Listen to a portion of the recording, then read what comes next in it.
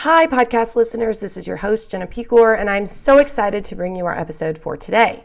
If you are a first-time listener or a listener who has been with me since day one and you love what I'm doing, I want to encourage you to support the podcast by giving a small donation. I love bringing you new faces and interviews, but it does take time and resources to do it. And any support you'd be willing to give goes towards website upkeep, travel, time, and costs, and would help me greatly to keep doing what I'm doing. Give your support by going to paypal.me/Faces of Grand Prairie.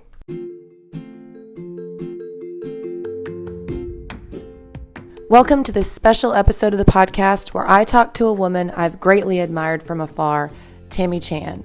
She's the founder, coordinator, and case manager of the Grand Prairie Homeless Outreach Organization, a 501c3 she formed in the last 18 months. Tammy worked with the city for many years doing special projects that included Keep Grand Prairie Beautiful, street beautification, and job training for ex-offenders. And out of that experience, saw a need within her community to help women get out of the cycle of prostitution and homelessness. From that experience, she received a call from God to start a homeless outreach program for all people in Grand Prairie in the cycle of homelessness. She spends countless hours educating her community leaders and police force on what homelessness looks like and giving a face and identity to those who are struggling. She is working to think of a better way for her city to face the concerns and handle it in a new and better way. I can't say enough about this woman and her tireless commitment and drive towards the cause God has placed on her heart.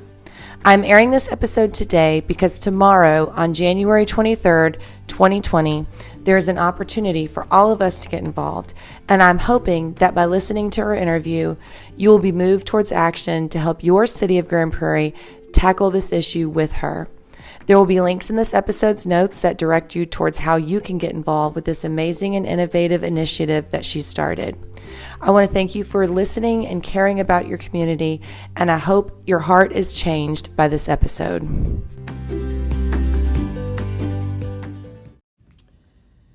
So here we are today. We are at First Baptist Church in Grand Prairie, and I'm here with Tammy Chan, and she is the coordinator and case manager of the Grand Prairie Homeless Outreach Organization. Is that correct? Yes, ma'am. Welcome. Thank you. I'm so honored to have you here. Thank you. So I have known you for a while. I've known of you for a while. You did a presentation where I got to listen to some of your story. And then, of course, we have a lot of mutual friends on Facebook. And I like your page, and I like the Grand Prairie, the Homeless Outreach Organization's page, so I get to see a lot of what you're doing. And I knew when I started this podcast, you were going to want to be one of my first people I wanted to talk to. So I'm so glad that you're here. Thank you. So tell us just a little bit about what you're doing right now with this organization. Can I tell you a little bit about how it started to go into that? Absolutely. So Okay. you can, so for those that don't know, I met you when you worked for the city. That's when I started getting to know you. So please go back and tell us anything that you'd like to. Well, I worked for the city for 20 years, and my title most of that time was Special Projects Coordinator. When you get a title like that, you get special projects, kind of a catch-all, and I did a lot of different things. Mm-hmm. But it kind of nestled and settled into three main areas. One of them was Keep Grand Prairie Beautiful. Mm-hmm. Did a lot of things with that. We had like 40 sub-programs. We had Adopt a Street, Adopt a Stream, Citizen Forestry, Community Gardening, everything like that. And so I worked with volunteers, worked a lot of Saturdays and evenings with the volunteer groups. I got to know a lot of wonderful things about Grand Prairie, and one thing I truly came to find is that the people in Grand Prairie care a lot, and they give of their time sacrificially. So it's a wonderful place.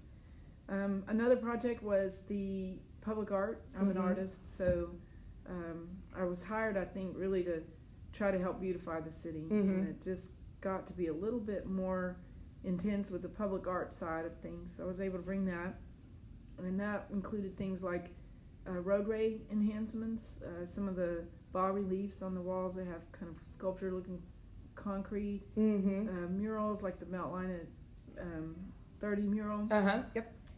Some bridge work like the Lynn Creek Bridge and Forum Bridge with the facades and the beautiful railings. And so I did that, and then also I did the city's job training program for ex-offenders, and that was called the Weed and Seed Job Training Program for Ex-Offenders. And Weed and Seed was a federally funded initiative out of the Department of Justice, and it means weed out crime and seed in good things.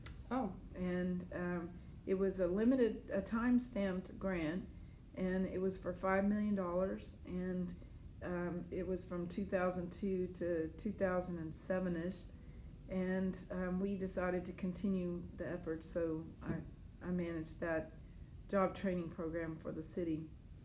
Well, working with all of those, I wove them together kind of like a tapestry, depending on each other. So the ex-offenders in the job training program helped with the stream cleanups and building the gardens, and we taught them horticultural skills and all of that. And then they also helped to clear coat murals and clean sculptures and prepare sites for installations. So it was a weaving together of those to help each program. Mm-hmm. While working with the ex-offender program, I noticed that we had a few women who weren't thriving. They were not getting jobs like the men after, and they come back and say, Miss Tammy, I need to do this program again. I need to repeat. And I'm like, well, why do you need to come back through? And in working with these women and diving a little into their issues, I found that the women that asked to repeat our program all had 4 common things. 100% of them had all 4 of these things. So I figured there are extra barriers. They had drug addiction issues. They had bad teeth, all of them. I guess a man can go to Walmart or somewhere and get hired in the landscaping area or something, but a lady, it's a lot harder with the bad teeth. Yep. And then it's almost like women are judged a little bit more for their appearance or something. Yes. And I think sometimes the bad teeth was due to amphetamines. They call it meth mouth. Sometimes it was due to violence. They had been hurt either in a fight with a family member or someone else and just didn't get any help. Right. And sometimes it was due to poor dental care, and sometimes it was hereditary, and sometimes it was all of it. Right. But that was the issue. Another issue was that they all had prostitution arrests. And what I learned out of that is when it was hard to get hired, they could fall back on that. And the prostitution caused more drug addiction and all of that. So, and then the 4th issue was homelessness. All of those women that asked to repeat had homelessness. So talking to my boss and others, we decided we were here to help, so let's do it right. Let's do what we need to remove those barriers. And we spent several years finding programs, developing programs. We got a dental grant program going to get them all their smiles back. That's how I came to know you. Okay. Was that when you came to the Rotary and talked about that? Oh, that was the first thing I heard you talking about. Yeah, when you can give a smile back to someone, it can be life-changing. And we're thankful to Dr. Jeanette, what's her last name? Can't think of it. I'll come back over it. Yeah. But anyway, I'm so sorry. I'll come back with it. But she was very helpful to us doing the initial assessments, and then we partner with Baylor College of Dentistry to get some money and make the best for our buck. And so we did that. The hardest nut to crack out all of these was the homelessness. And I was able to learn about free treatment and Pine Street and Homeward Bound and Nexus and other places. We could make some progress on the addiction issue, but that homelessness, that was hard. So I got deep in this and felt truly committed, and enough that it was just with these 5 women enough to be a full-time job. So I turned in my resignation with the city thinking I'll be able to get a grant to pay myself to do this work. But later, the city manager and others, we negotiated a deal where I could stay on board and not lose my investment, my retirement, my salary. And sometimes when God tells you to do something, which I felt like the Lord had told me, it can look crazy. You're crazy. God wouldn't tell you to leave your job. And what? He's not like that. Very much so, a lot of the time. Yeah, and for the first year, I felt God was telling me to do it. I didn't do it, and I was miserable. And finally, I just did, and then they said, we can't accept your resignation. I didn't know that they could decline that. Okay. So we ended up doing a deal where I would continue to work for the city, but not quite as many hours. So I did take a pay cut, but I could keep my benefits and have complete flexibility. So if I needed to be at a meeting to develop resources at 9 a.m., as long as I got my work done in the evening or whatever, I could do it. Wow. That was great. So I did that for a while, and I'm a grant writer, so I was researching housing options for these ladies. Where can we do it? And I found a program in Tennessee called Thistle Farms, and it's run by a female pastor who has a heart for women trying to escape the streets and prostitution. Okay. And in this house they have like a 5-bedroom home, and each woman has a bedroom. They have a house mother, and they group cook, and they grew, and they have a bigger facility, and out of all this they end up doing job training skills, and they have micro enterprises. And I thought, I can do that. God's prepared me for that through this job.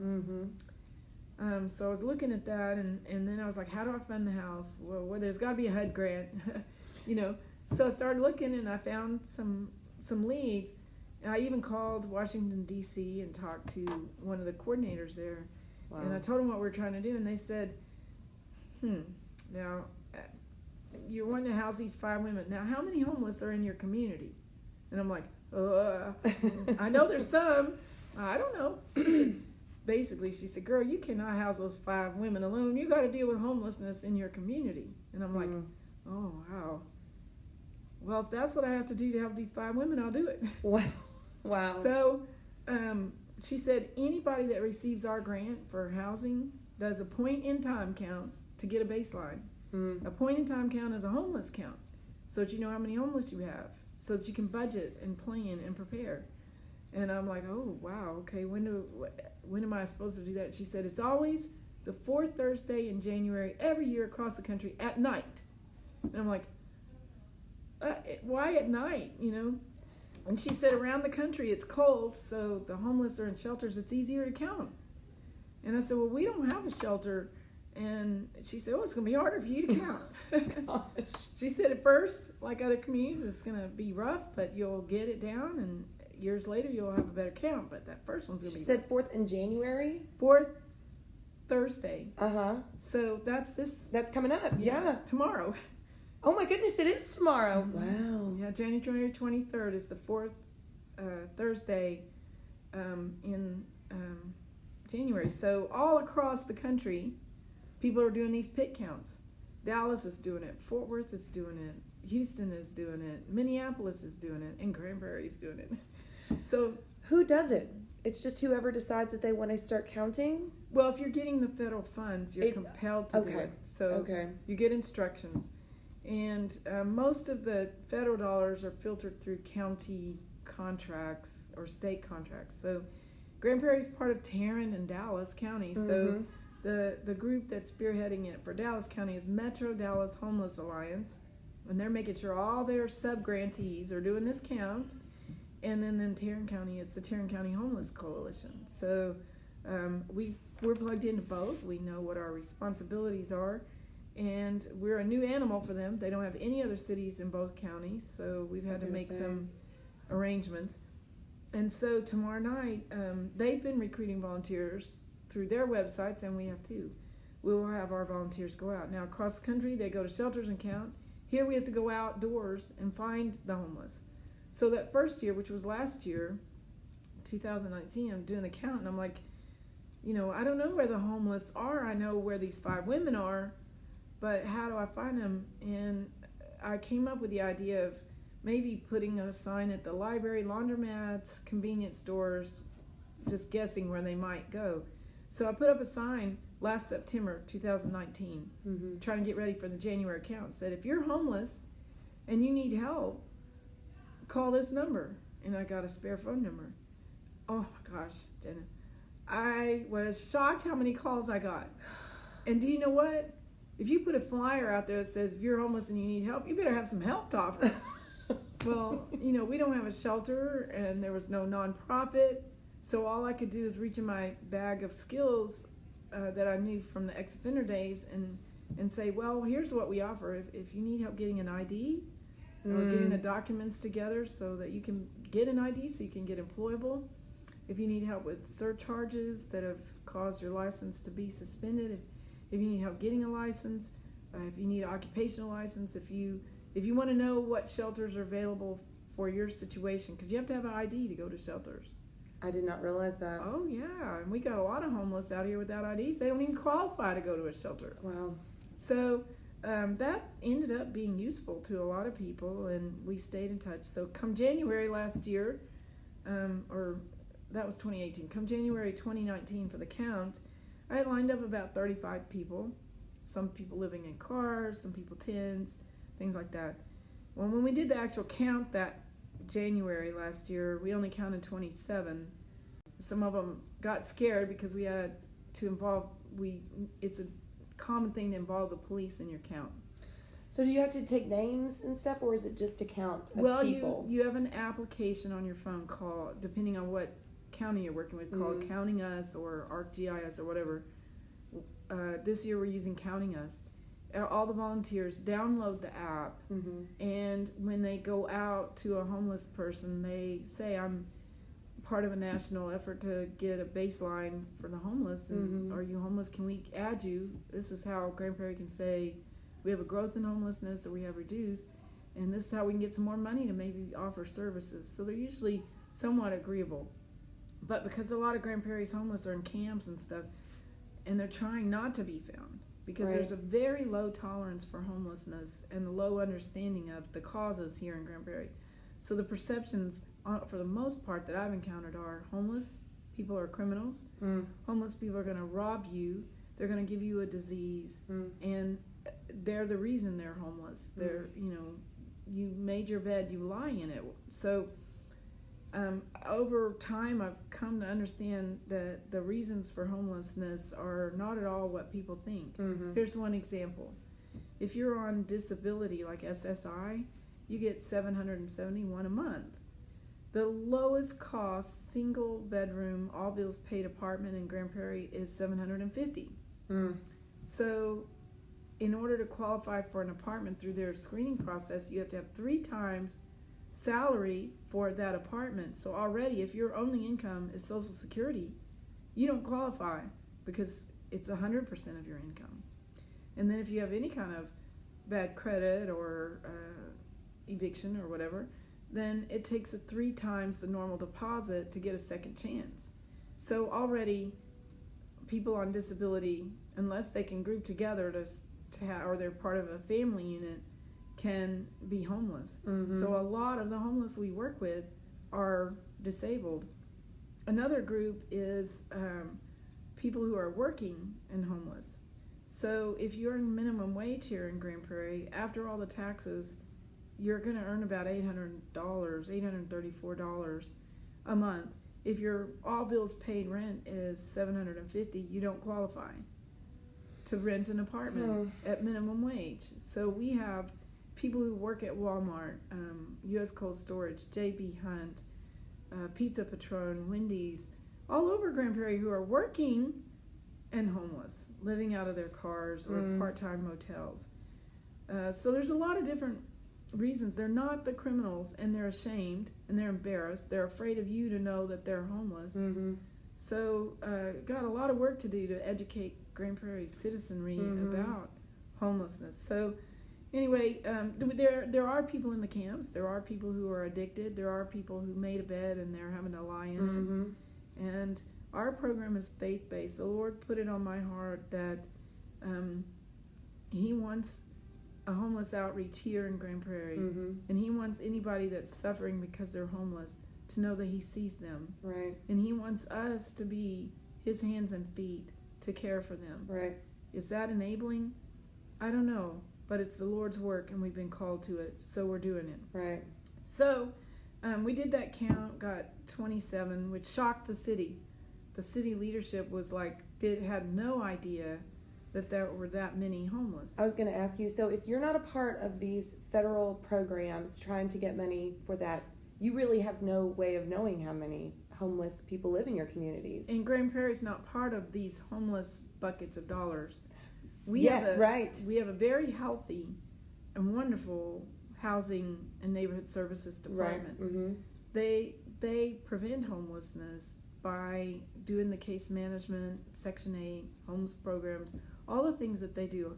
There's no criticism here for the Grand Prairie Housing and Neighborhood Services. The plain truth of it, Jenna, is there's no affordable housing left in Grand Prairie. Bill Hills, the Director of Housing and Neighborhood Services, said in February of 2019 to the council, all affordable housing is closed. In our research for this organization, we met with Mr. Hills and other leaders and asked 43 questions. And one of them was, do you have any programs available, like housing Section 8 vouchers for these chronically homeless? And the answer is no. And the reason is they're full. They have no vouchers left to offer, and the waiting list is full, and the waiting list is closed. And so I said, how long is the waiting list closed? And he said, until we serve those who are currently on the waiting list. And I'm like, how many is that? And he said 10 years worth. So there's an abundance of years that have to be waited till someone can be added to the Section 8 voucher list. There's a bucket of money, or several buckets of money, for emergency shelters to operate a homeless shelter, and homeless housing case management. Grand Prairie does not get that money at all. Part of that is no one knew there's a homeless problem to the extent there is. Right. So why do we need to do that? And then secondly, there's shelters nearby. Let them manage it. That's the thought anyway. And then the third part is, you'll have to add staff, and if you don't have enough people. So we don't do it. We just, and Grand Prairie doesn't want a homeless shelter anyway. So our group doesn't want a homeless shelter either. We don't think that's an answer. We do not think temporary shelter is an answer to homeless. We think homes are an answer to homeless. So that's our goal with our program. So, we expanded from trying to find a way to house these 5 women to opening our arms to the homeless community in Grand Prairie. In working with them, the first 27 plus, and that number has grown to over 70 now, unsheltered homeless in Grand Prairie.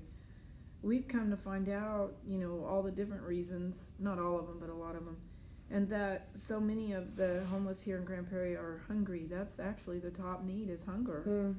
There are homeless who are scraping together to pay a motel fee, the average of which is $56 a day. And if you multiply that out, it's over $1,200 a month in rent. And so the panhandlers that you see around town, a lot of people are so angry and against panhandling, but the bottom line on that is the federal court system in the United States is divided into circuits. We're in the 5th Circuit. The 9th Circuit, which is the West Coast, which has a lot more homeless issues, has had a lot of these legal cases come up. And on the 9th Circuit, they had a case where a panhandler was arrested for panhandling, and they brought a suit against San Francisco. And the rule, they actually won the lawsuit with the right to ask for help on a sign and receive help as a Second Amendment right. You have the right to free speech. Right. You can ask for help and you can receive it. And as a citizen that is driving in my car, I can stop and give it to you. That's right. If I want to. Well, that's in the 9th Circuit. So that is, really? Yes. So they won the case. It went up through the U.S. Court of Appeals, and they won. So the law of the land on the 9th Circuit is, if you're panhandling, you cannot be stopped. You cannot aggressively panhandle, and you can't put people or yourself in danger.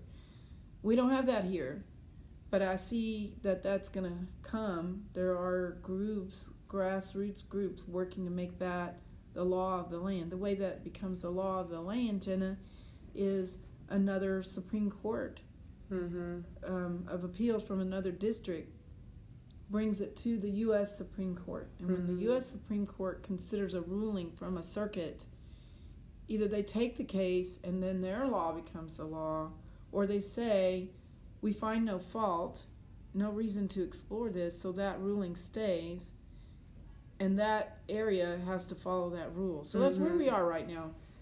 The same is true for sleeping in public spaces. You know, in Grand Prairie we have no shelter, and so our homeless are, especially those totally unsheltered, are looking for, where can I lay my head down. Again, on the West Coast, where homelessness is growing so much, they've had some situations where the homeless have slept on public land, and they've been arrested because it's a blight and a problem. And so the homeless filed a lawsuit, and they won because the court ruled that sleep is a basic human necessity. You can't function without sleep. Right. And if there's no shelter and there's no space in the shelter, you can sleep on public land. You just can't illegally dump there. You can't block a walkway. Right. Well, they appealed that, and the same with the panhandling. That went all the way up to the Ninth Circuit, U.S. Supreme Court of Appeals, and the homeless case won. So in December, just a month ago, that case went to the Supreme Court. Will the Supreme Court consider this ruling? And the Supreme Court studied it and said, we find no fault. So they didn't take the case. So I fully expect some other district to bring a case forward. But the other districts are scared.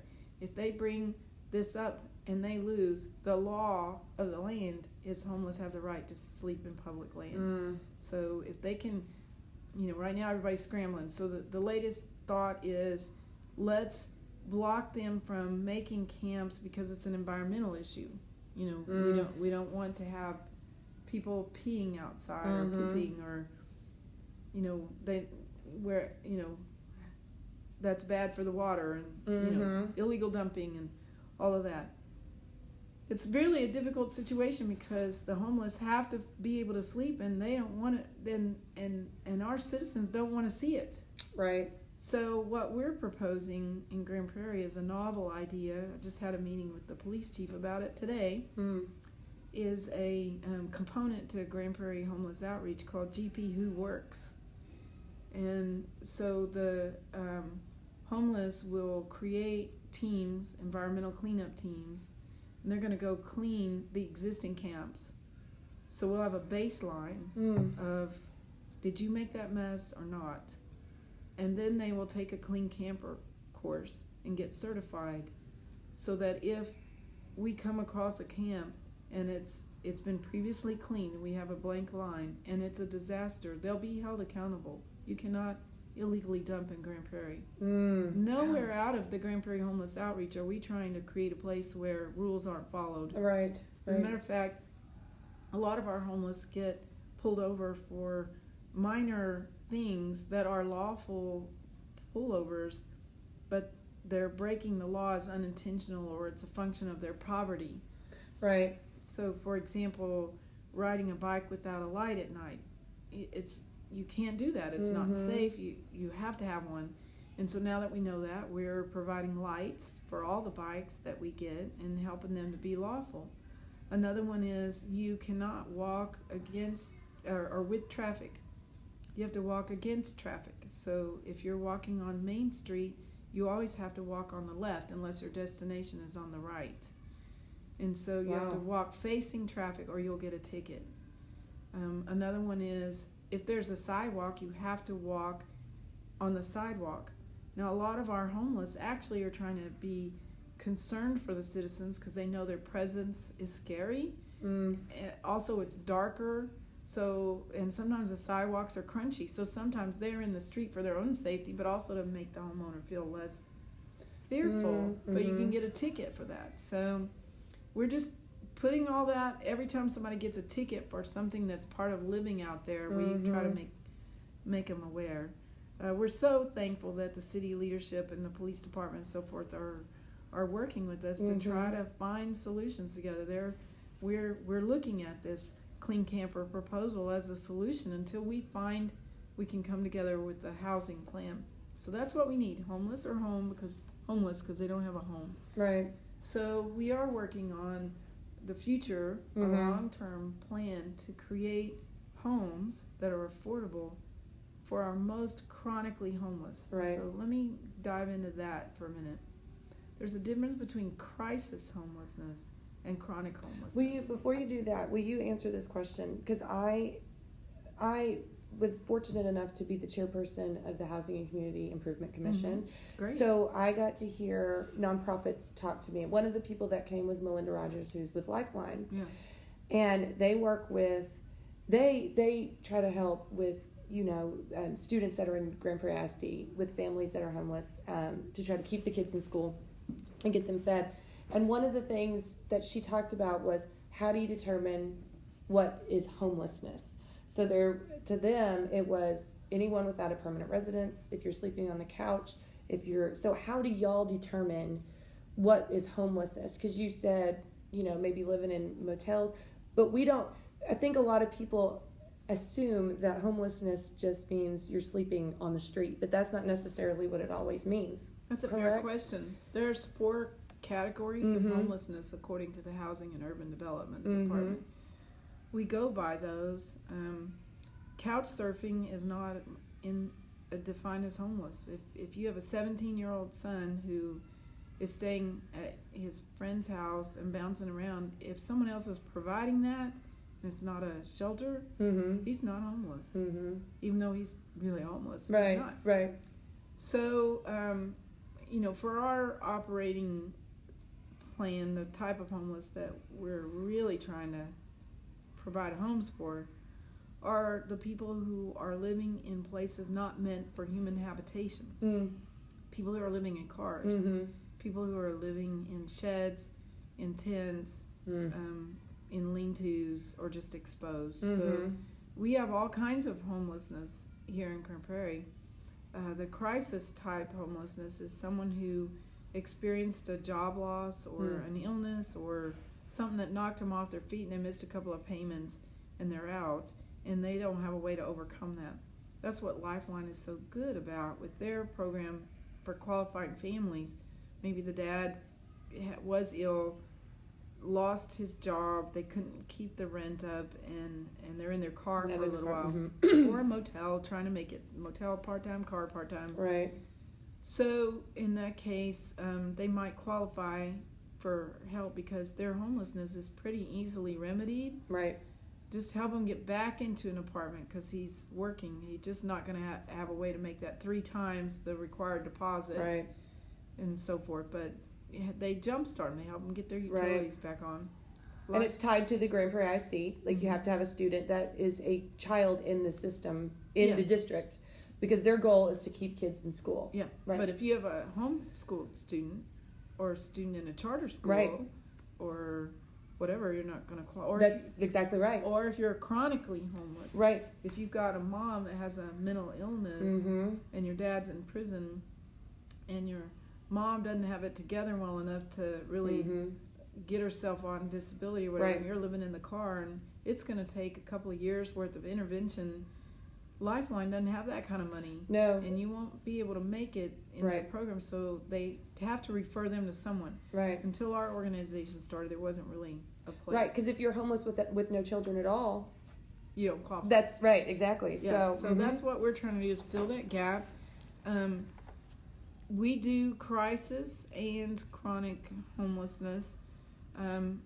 In order to make us a good difference in these, you need to understand how the system works. So there's funding for helping homeless people. It's usually distributed through contract through these county-based and state organizations. I can apply, and we can apply and get those. But if I take that federal dollar, pass through or direct, I have to follow their prescription for using it. Their current philosophy, you can look at this online, is called Housing First. And it's about 10 years old, maybe a little longer. And it's a proven technique over time that can help homeless be stable. And it posits that it's a mistake to think we need them to be clean and sober to qualify to have a roof. Right. Because you're spending so much money on emergency treatment, police encounters. If you compare the dollars of just going ahead and putting them in housing, you're going to save that money. Right. Once you get them in the housing first, then you surround them with those services. Right, exactly. You don't just leave them. So what they're doing with Housing First is making a difference, but they've found a new problem. If Jen is homeless, Jen has been on the street, Jen has been through a lot, drug addiction, whatever, maybe robbed, maybe assaulted, who knows what's in the background of this person. Mm-hmm. And you put a roof over their head, and they no longer have the hunter-gatherer issue. Mm-hmm. They're having food and shelter. Then trauma comes in. Right. Because they were so busy dealing with the other issues, they didn't have time to think about the past, the painful children who got taken away from them, and the grandmother and the mothers who died while they were on the streets. And right. So being housed doesn't solve that. It actually is hard. So what they're finding with Housing First is it can take up to 7 housing starts before it sticks. Wow. They have the motto of never give up. As many housing efforts that it takes for homeless, never give up. So I admire all of the street outreach people and the housing people working through Housing First to try to help. They genuinely get that this first time might not work. This second time might not work. But they're going to tell that homeless person, when you're ready and you want to come back, you didn't burn a bridge with us. Right. We have a lot of people struggling this way. But when you're ready, come back and we'll try something else. Right. 7 times later, it's sticking and they're making a difference. Right. Very rarely is it the first time. So that's called Housing First. We can do that here in Grand Prairie. We can apply for Housing First dollars and go through that. But we have a different model. We'll tap into Housing First when appropriate. But our model is called Community First. And what that says is we're never going to be able to put in affordable housing for homeless if our community doesn't understand homelessness. Right. If they're rejected, exactly, it's going to be not in my backyard, baby. Right. You're not building a halfway house or yes, affordable housing for the homeless here. They're criminals. Mm-hmm. So with the Community First initiative, our spin on it is let's introduce the community to our homeless, and let's tap into that belief community, the faith-based community who's called to serve them. Whatever you do for the least of these, you do for me. Absolutely. And so how do we introduce the homeless to the community in a safe way so that it's meaningful and does what we need to? Well, we've got a need. Maybe the community can help meet that need, and that's food, hunger. Right. Hunger is our top issue. Mm-hmm. So we're like, well, we need the community's help to feed the homeless. So why don't we just make that the opportunity? This is something we didn't think of. It just happened. I feel like the Holy Spirit kind of pulled it together. But basically, I put out on Facebook that food is our number one issue, and if anybody has any, coupons or access. And I got a contact from a woman from Colleyville who's from India. Her name is Harveen Kaur. She's one of the followers. And she said, in India we have millions of hungry people. A lot are homeless. Here's what they've started in India that's making an impact.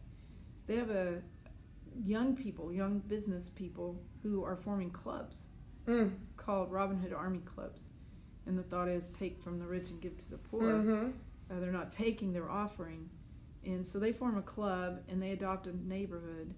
And they get together and cook and have fellowship, and then they take the food to the neighborhood. Wow. And they've been doing this for several years, and what they found is they fell in love with the neighborhood people.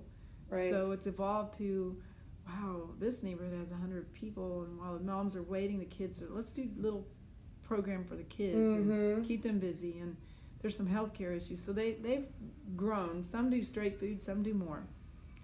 And she said, why don't you see if you can get some Robin Hood Army teams launched with young adults or seniors or whatever. I'm like, man, that's kind of like a spin on Wheels. Right. So we approached Meals on Wheels. Okay. We thought, let's try that first. And Meals on Wheels was like perplexed by our request, because how do you deliver to someone who doesn't have an address? Right, exactly. Mm-hmm. So that did not work. And so we continued with the Robin Hood Army idea and started posting it, and we started getting a few core people who said, well, let me try a lasagna, and they got in the car with me, and they went around, and they met our people, and they're like, that homelessness is not what I thought. Right. Homeless people in Grand Prairie are sweet, most of them. They're trapped. They need our help. What else can I do? Oh, I brought baby clothes for her. It's just God connecting people. It's creating a sense of empathy, and that's what you have to have, is you have got to start getting empathy awareness of understanding what a person has gone through in their life.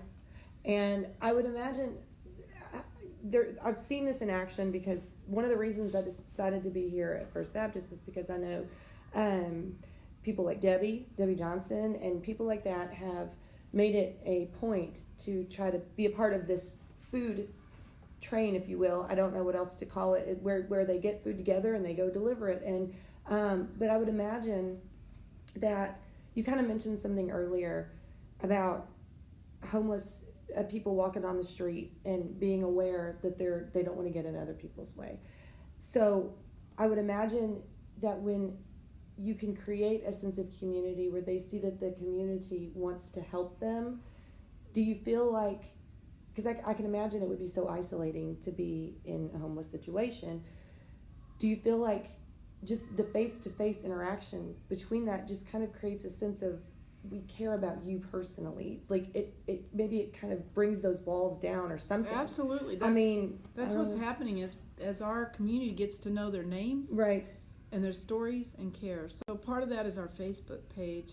Right. I don't break their anonymity, but I tell their stories. Mr. R, who has had strokes, we worked hard to get his documents, to get his ID. It was a lot since 9/11, proving who you are if you have nothing, if you're in a tent. How do you get a birth certificate when grandma's house burned down in Oklahoma? Oh, gosh. And you have no money, and you don't know birth dates or anything like that. How do you get the money to get the birth certificate? So we help. It's hard. It takes a long time. That's so true. That is so true. Even just changing your last name, you have to drive to a courthouse. You have to have a car. You have to get in the car and go pay the money to get this. And you have to have documents to prove it. Yes, absolutely. That's, yeah. So we've learned all of how to do that. So with the people getting to know the homeless, that seems to be very healing on both sides. And it leads to a deeper commitment from the community to serve. And that's our heart, is we're never going to be able to build a tiny homes village, which is our goal for the most chronically homeless, if the community is fearful and rejecting. Right. But we can if the community is so hurt that we've got a homeless person at 5 a.m. who worked all night at U.S. Cold Storage and has to walk in the rain to a wet tent. How do they keep their hopes up? How do they not become suicidal and feel like there's hope? That's because the community won't stand for it. The community cares enough to say, we see you trying.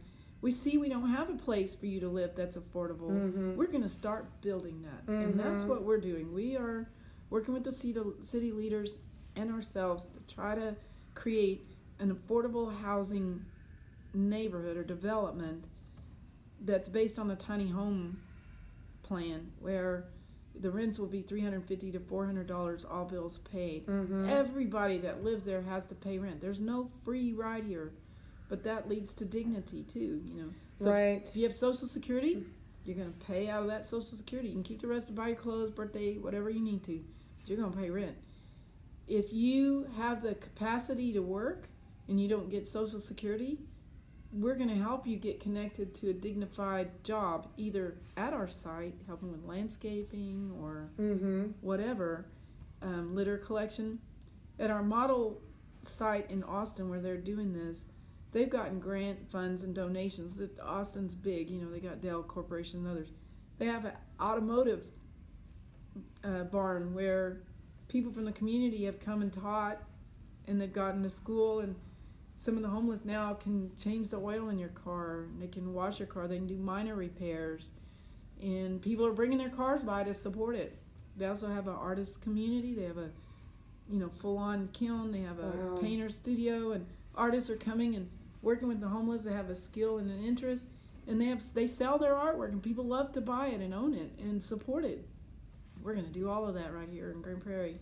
We kind of already were. Like when I think about, because I follow your page. Everybody can follow your page, and you will be able to see where you can help when there's opportunities and things, because that's how I follow it. There are people that are homeless citizens in this community who have been homeless for a very long time. Right. And when you will post pictures of certain people will identify them. I never post their pictures. Or talk about them, or say, we haven't seen Mr. R in a while. I posted Larry's picture with his permission. He's so famous.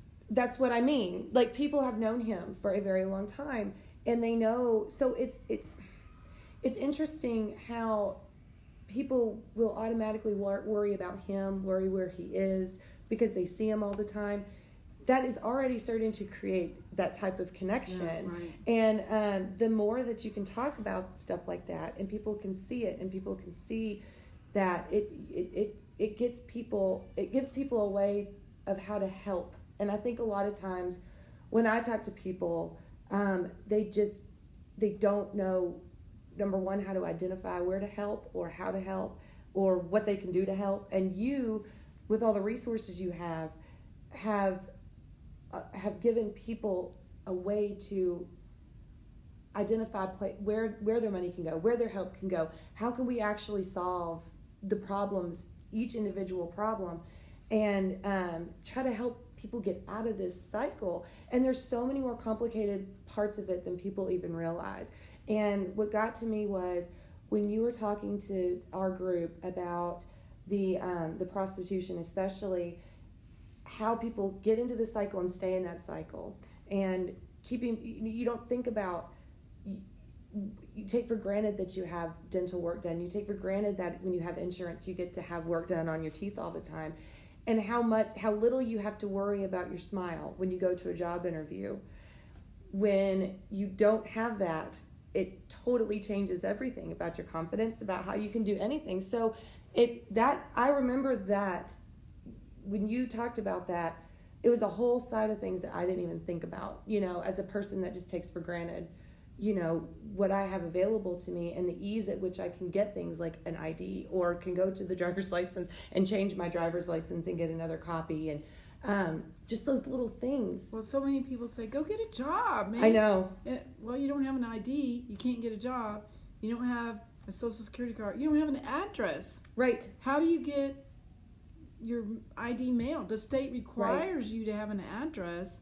When you go, you have to prove with the lease, and you live in a tent on somebody's land. Right. So that's one of the things we do too. We provide an address affidavit that the state will accept, so that the mail can come. We get the mail and we deliver it. We partner with many churches, and that one is St. Andrew's Episcopal Church that helps us with our address affidavit. So on the housing thing, I just wanted to add that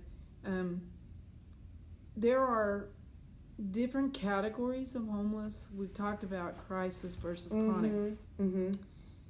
There's different pockets of money, federally mostly, for dealing with those categories.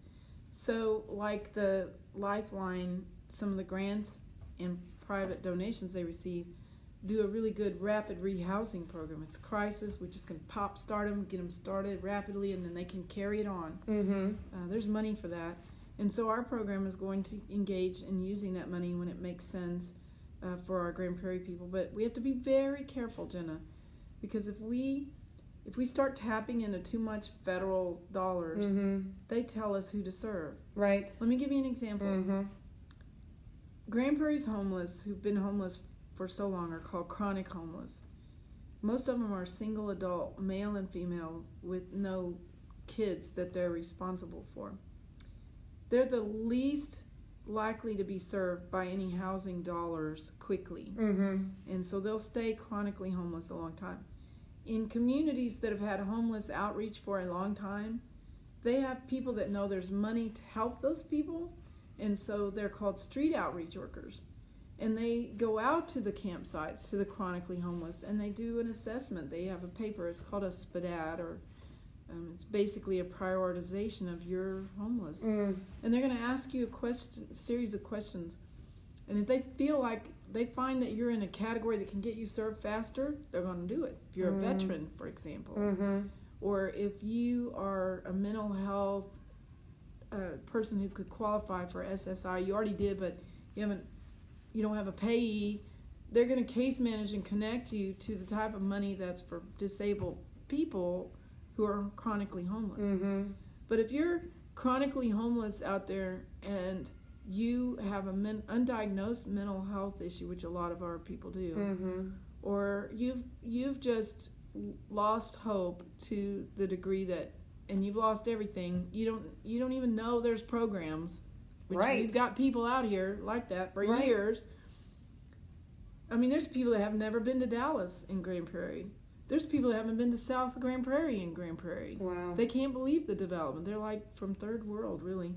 Wow. So in Dallas, if you had someone like that, they would connect them and try to help them get eligible over time, but it takes years. But they'd still be given a priority list.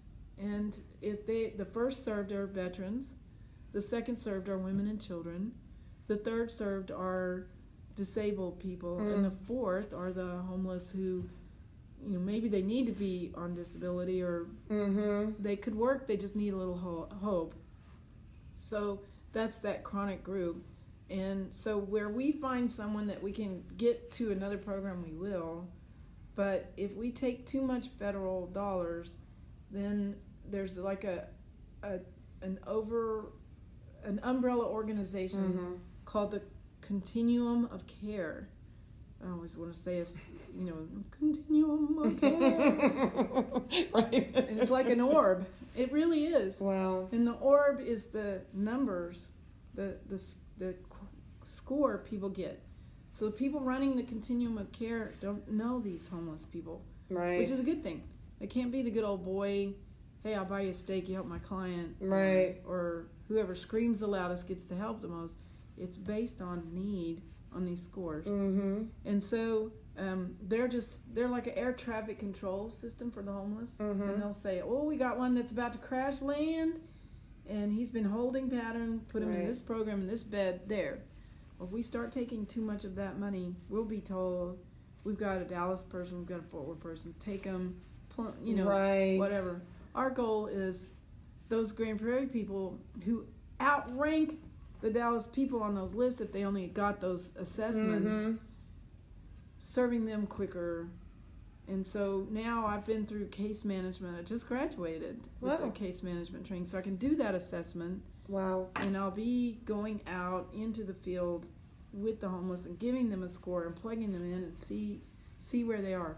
But even if you are our Grand Prairie people, 5 to 10 years, homeless out there, fourth category, it's still going to be 5 to 7 years before they're housed. Wow. So what we want to do is maybe look at, and they don't want to go. They don't want to go to a shared apartment in, Dallas. They want to stay in their tent or their underpass where they've carved out some familiarity. How do they even get to Dallas?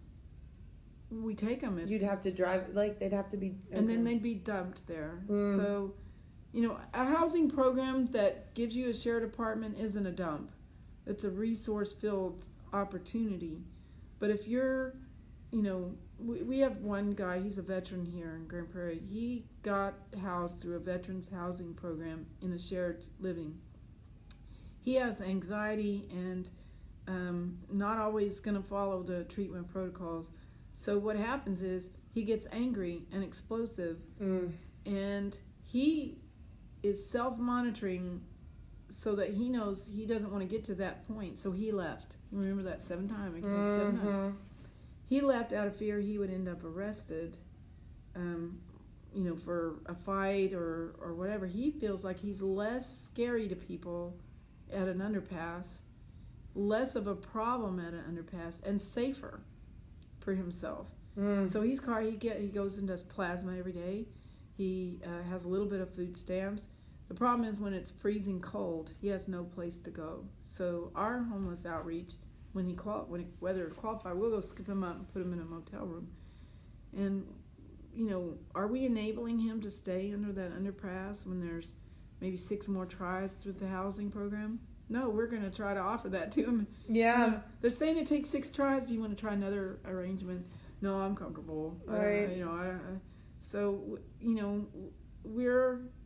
we are doing kind of the love and logic type of support where we offer options and are there to support the options. And if it doesn't work, we'll try another one.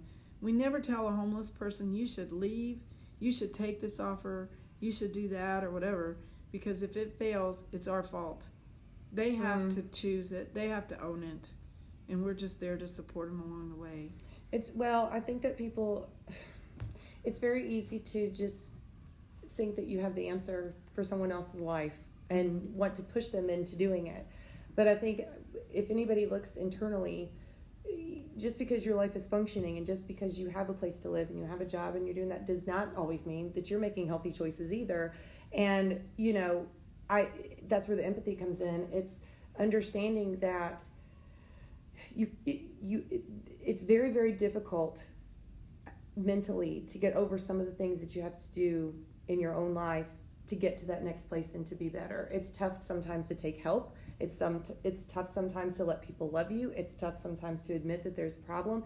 And it's hard for me as a person. So for me to think that I have the answer for you and I'm going to force you to do that, I can't do that.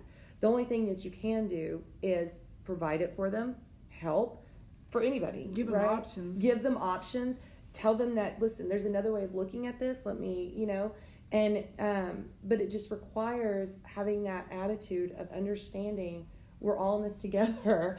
And you're right. The more that you can get community people to be a part of that process and the less that you have the oversight, the more that the community can meet its needs in a way that the community needs to meet them. That's not right. What somebody else tells you that you have to do from afar that doesn't really understand this type of dynamic in our community. And it has to come from us that believe that it won't ever work in Grand Prairie if we don't have the community support. So community first. We'll leave them in the homeless realm rather than build a shelter that changes Grand Prairie in a way that's wrong. Right. So once we have the community support, we hope to build a tiny homes village. That's our energy. Probably somewhere out, so it's not next to a neighborhood. Just to combat the NIMBY, to save us time from the not in my backyard scenario for the people that aren't on board yet. But one criticism or question that has come up is, if you build a tiny homes village, what's to say the people in Dallas who are homeless won't come to Grand Prairie? How do you know you're not being attractive to the homeless with your programs? And so here's our answer on that. One, we know who our most of them, chronically homeless are, so we're building to them. If we need 75 homes, we'll build 75 homes. We'll probably have a few extra, but there's a criteria to meet that. If we don't go with the federal dollars and they tell us who to use, we have the right to do that. And then it'll be faith-based and all of that. So they have to accept that what they're moving into. It's a either or. You want this or you don't. That's it. If we build that way, we don't have a lot of openings for other people from other communities. Now, we've got a huge problem happening, which is a migration of homeless from Dallas to Grand Prairie and Fort Worth, all over, because the shelters are full. Right. The news just released that Dallas is the most crowded, has the most number of homeless people of any city in Texas. Really? And the most in the South. And so there's not enough shelters. As a matter of fact, what we're experiencing sometimes is a police officer might come across Sarah this is a true story, fake name, Sarah living behind a dumpster over by the new Walmart, trying to work at an area store. She just doesn't have enough for the deposit, but she can walk there, and she's been trying to do that. But it's cold and rainy, And the officer cannot bear for her to try to live out there in that dumpster area. Mm-hmm. He calls us thinking, Grand Prairie Homeless Outreach, they're going to solve her problem instantly. Mm-hmm. Well, their shelters are full. We can't get her to a shelter. We cannot take her. They're full. So they want us to put them in a motel room. Well, what about the next night? Mm-hmm. We don't have enough money to keep Sarah. We've got 70 people, and we're saying no. But here's what we can do. That first night, just to stop the hemorrhage, get them in a motel and say, we'll meet with you tomorrow and give you some options. Our options, quite honestly, right now are we can give you a tent and a sleeping bag. We cannot tell you where you can sleep, but we will be there for you as you're doing that. If you're hungry, when it's very cold, we'll pay for motel rooms. If there's some things that we can do to try to change your circumstances and lift you out of this homeless, the programs that we can apply for, we'll do that. We'll be with you over the long haul, but it's a tent and a sleeping bag. So your options are, do you have a relative in Houston you can go back to, or do you want a tent and a sleeping bag? You know, that's where we are. And the police are struggling with that because they're human.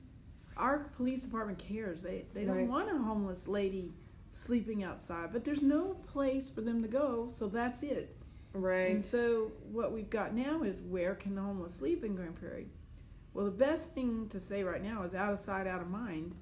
You know, wherever you go, make sure it's not visible, and that leads to why are we having this? We don't have homeless; they're invisible. Well, I was gonna say, they evidently, if we have that many, then they're doing a very good job of not being where. Because I mean, I think people would be very surprised after they hear this how many people that we have in this community. We do, and they're in the trees. They're in the little groups of trees. So what's happened? You know, you can never stay in one camp very long. Rarely, unless you're very well established. So they have to move for a lot of reasons. Sometimes they get arrested, and when they get released, they can't get back to their camp quickly, and then someone else moves in and steals their stuff. So what we're launching, I think I mentioned earlier, is a Clean Camper initiative where we're going to those campsites that are really bad shape. There's trash, there's all kinds of old tents and clothing because they don't have laundry, and they don't, what do you do with it? So we're going to work with them. They're going to form Clean Up Teens, and they're going to help us clean it up. And we're going to issue Clean Camper certificates and try to hold them accountable so that our environment isn't being impacted any more than it has to be by someone living outdoors. And when they have a Clean Camper certificate, if somebody comes up and says, what are you doing here? I'm being responsible. I'm doing the best I can. I'm just having a hard time. Here's proof that I'm trying, and hopefully that'll give them a little more stability. All of that's in the works. We're working on grants for it, and because it costs money to remove waste and buy the gloves and the even paying for the waste to be taken care of. So, but we have the support of the city. The city leaders, from the mayor all the way down to the police officers, city manager, police chief. We're all looking for answers. And no one wants anyone to suffer. Right. And so, there's been criticism on other outlets about why doesn't Grand Prairie have a shelter. I saw it just the other day. Yeah. Think about it. There's no City of Dallas homeless shelter or City of Fort Worth homeless shelter.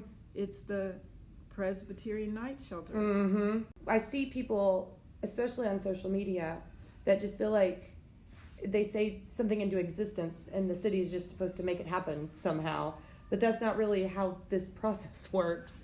And it requires people to be active. So one question I do have is so how many volunteers do you currently have, and how are they able to give you money? Are you your 501c3 already? Yeah, we are. We just achieved that recently. Good. So people can make a donation and claim it for their taxes. We don't have a lot of volunteers right now, but the ones we have are all in. Totally. I have a key group of people, and we are talking more than 12 hours a day by text, minute by minute, about situations. And keeping them updated to understand the crazy stories about the homeless that we're dealing with has been an education for them. Mm-hmm. They're powerful leaders in the community. I don't want to really say their names, Mm-hmm. but I'll tell you they're shocked by what we're sharing daily. Mm-hmm. With strategic adding them, and some of them are helping to coordinate the food and things like that. Right. Just an example from today or last night. I didn't get to deliver food till late. The food was purchased because we didn't have a donation. So I went to Lisa's Chicken. I spent $99, and I bought enough chicken for 40 people. Started delivering it, and by 9:30 p.m. I was at the QT at 161 and Main Street. Mm-hmm. And there are two of the chronic homeless. Everybody knows Larry, another one that's well known to the police at least, and a new person I've never seen, shaking in the cold without adequate covering.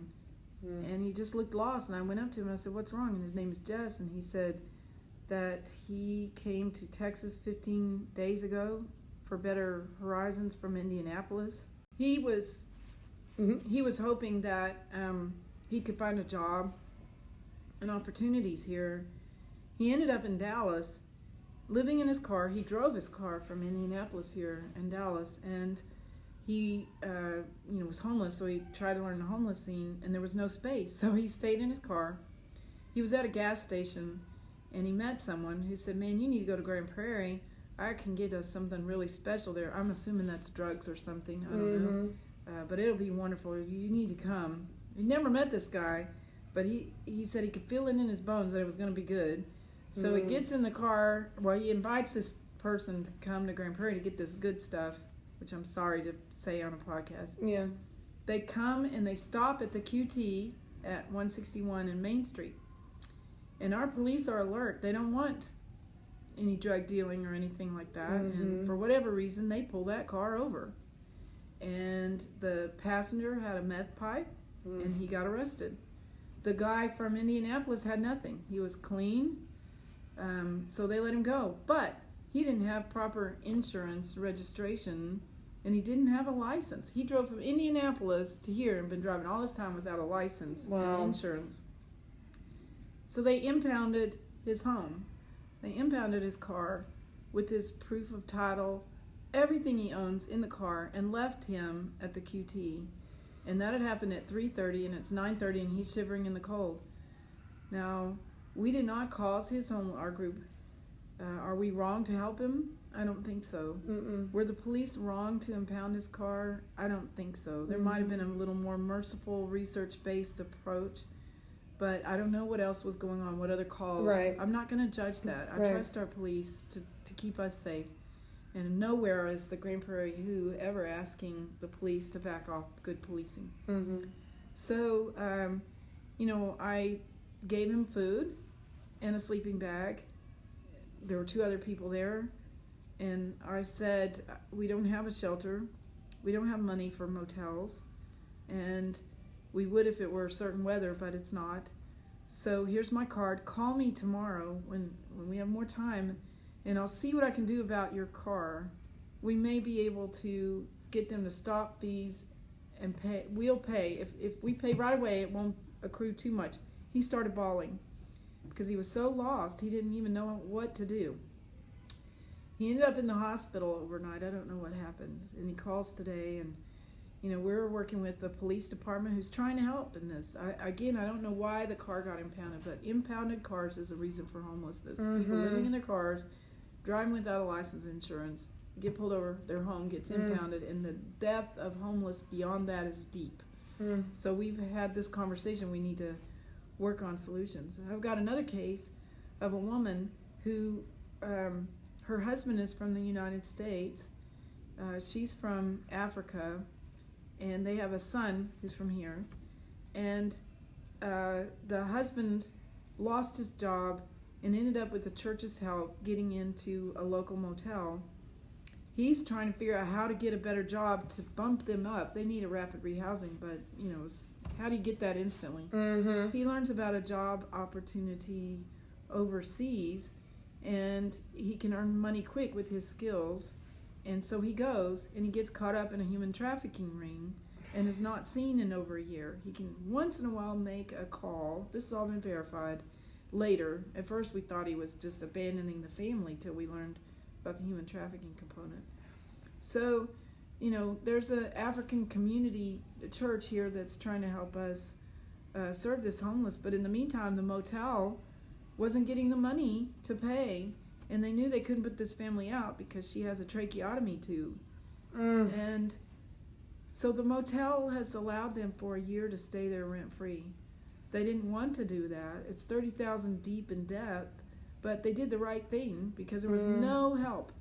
So we've been working with Adult Protective Services, with a human trafficking shelter called Mosaic, to try to get them in. We didn't know initially the human trafficking component. We're hoping that we can make that work. Well, we just had to stop the recording for a second because of a call that you got from a client. And the first thing I thought in my head was, you're doing all of this and you are still living your own life, and you are you're doing all this because your heart is you feel this is what God wants you to do. But God, Tammy, I swear, you are so hardworking for all of these things. So what do you need help with? Like, what, if I were to tell anybody in Grand Prairie, what do you need? What would you need them to do for you? I need people to help deliver food. Okay. That's the community first. We'll get the food. I mean, it'd be great if you would also get the food, but come and know our homeless. Come and help, because I spend 3 hours a day driving around 7 days a week, and I can't do case management. Right. But the food is so important. They're so hungry. Let me clarify. We're not talking about food drives. We're talking about actual made food that you can give to people. So we're not talking about, don't go get canned food and bring it to you. That's hard. Right. We don't have that capacity. No. I need fresh food every day. Right. Could be sandwiches, but they get a lot of sandwiches. They're tired of them, but they're grateful. They'll gladly take them. And, what I'm finding, too, is some of our volunteers that are doing food are poor, too. So, we need more people to step up so it's not a burden. And so if somebody can make a stew, so a question comes up, how do we do it? Well, make a giant serving, or use 2 crock pots, whatever. Make a turkey thing full of stew. Put it in a box wrapped with towels and blankets, and buy some styrofoam bowls and serving spoons and some crackers and maybe some bananas.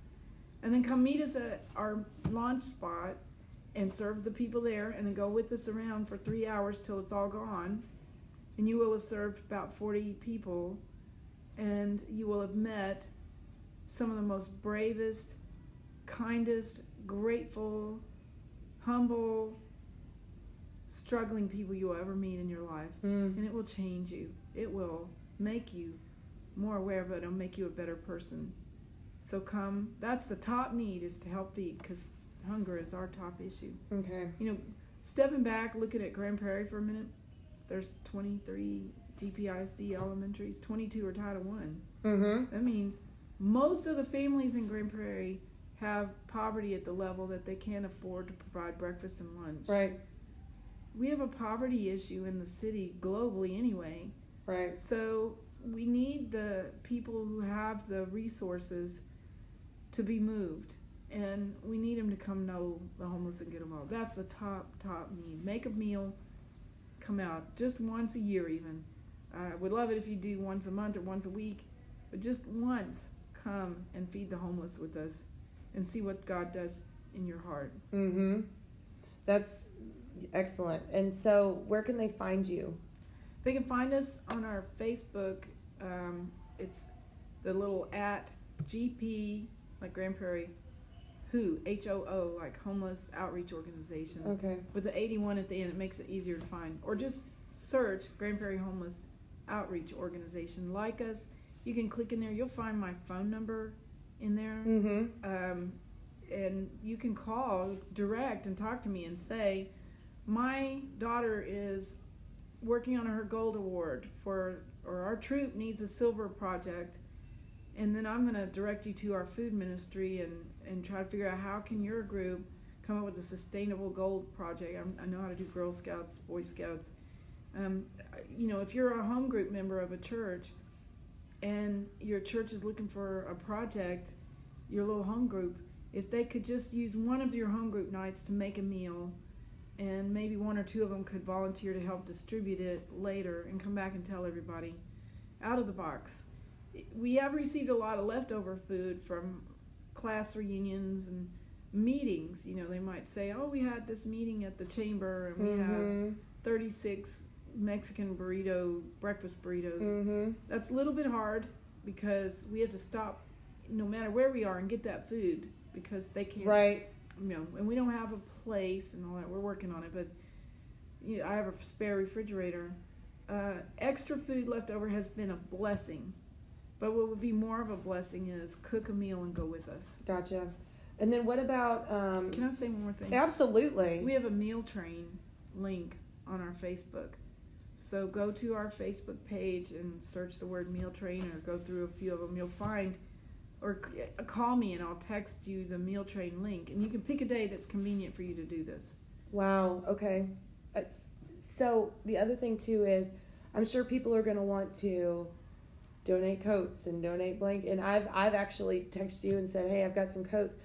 Is that something that you need or no? Would that be too much of a hard thing to keep up with and all that? Oh, that's a learning curve for us. Mm-hmm. We did a major pre-season coat drive to be ready with First Baptist Church, and they got us a lot of coats. So we took care of all the needs initially that we knew, mostly with layers, small layers. We had some heavy coats.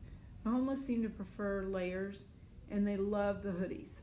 So that's our top preference. If people can buy hoodies, that'd be great, of various sizes, or donate hoodies. We had so many coats for so long and had taken care of ours, and we knew other ministries looking, so we did share some of our coats. We're back down to having very few, so we could use some coats. We prefer hoodies. If you want to drop them off at the Chamber of Commerce, 901 Conover, when they're open, they'll let us know that there's some coats drop off. They should be clean and in good shape. A dirty, whatever, I can't tell you how many dirty things have been given to us. And they're like, what? Why does a homeless person deserve dirty? Throw that away. Yeah. And give us clean. Yes. It's very demoralizing to get a coat with dog hair all over it. Right. We don't want it. Throw it away. Right. Now, clothing is a different story.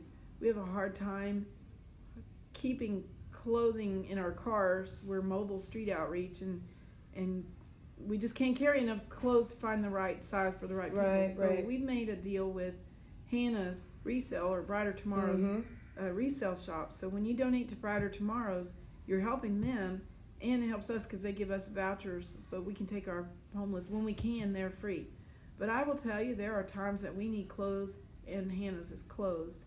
Right. And so donations to us, if you want to earmark it for things, or best for us, discretionary dollars, that lets us, when we have a freezing night and we have a homeless person that's been in the same clothes for 8 weeks, we don't want them to have a shower and get in those things. We've found they won't have a shower. If we don't provide them with fresh clothes, they barely sleep. What about like gift cards to places? Do y'all take those? Gift cards are great, but they're more limiting to us. Right. We need the complete freedom to use our credit card and go wherever. I just received like 16 credit cards from Target, from one of our supporters. But Target is far away. I have to go to Target to spend that money, and that's hard. So you literally need just people to help. Be runners, be food cookers, be people that go and serve. Yeah, we need people who will help transport. When we do the motel, when it's certain temperatures, we have saved enough money. The temperatures have to be in the 20s, like 29, 28. Could be sunny, whatever. If that's an exposure realm of weather, and we're going to keep them safe and put them in a room. But it takes a lot to pick up all the homeless. We have deals with different motels. But then they need to eat because they're not in their normal spot. And then 11 a.m. the next morning, they need to go back. And, 11 a.m. Tuesday morning, most people are working. So I need some retired people who will group together and help me. These homeless are not going to rob you. They're going to be thankful and they'll be glad you helped us. Right. Gosh, that's such a good point. And you made a good point too. Nonprofits in Prairie work together really well. That's something I noticed whenever I was doing my stuff. But if there's one thing I can say is, having run estate sales, when I do that, I got to work with a lot of nonprofits for donation purposes. And if there's one thing I can, because I know spring cleaning's coming up, I want to make sure that people understand the attitude of just, I don't need it anymore, somebody else could use it. Make sure that you are understanding that whatever you donate, someone else has to do at that other end. And to make sure that before you donate, don't make it a burden where somebody else is going to have to do something with it. And also remember that it's fantastic to donate, but you're right. What would you want if you were in that situation? What would you want to wear? What would you want to have to do? And would it make you feel worse to get something that someone, so I just want to make sure that when people give donations specifically, to make it useful, to make it something that, understanding nonprofits don't have an ample amount of volunteer time to go through all those things. So just make sure that when you're donating, it's purposeful, it's needed. And if that particular organization doesn't need it, take it to someone who does. And well, like on underwear, we only take new underwear. Right. It's hard for people to, because of the recycling, and I need to give it, I need to donate it, but we don't take donated clean underwear. It might be useful, but it's just something about it. So if you're going to give us underwear, get us new underwear. And right. Socks, it's hard to give away used socks, even though they might be in good condition. So those are the two main things that we ask that are new. New socks, new underwear. Right. It's okay to throw things away. Things serve a purpose, and once they're done, let's find let's find new things to serve new purposes. I'm a big believer in that. But although I do know that there's value in donating. But anyway, I just can't say enough about you. You're just the people that know you, that I know, you're such a blessing to our community, and I hope that this helps people know that you're there and that we can find you some help, because I just think the world of you. Can I say one thing? Sure. Yeah. Well, first, thank you. Thank you for this conversation and helping to get the word out. But I really, and I don't mean this fakely, I mean it sincerely, that God put this on my heart. And I do believe that when God puts it on your heart, He's going to help you. He's not giving me a job that's too big. And I know He's putting it on other people's hearts too. And He's going to help. If we need land for our tiny home village, we're going to get the land. If we need resources, and if it's in His will, He'll make sure we have it. I just ask that people listen to God and pray and ask God, how can I help? So, because He'll give it to it. It won't be a burden. It'll be a joy. And right. That's how we feel when it's 9:30 at night and we're at the QT and it's raining.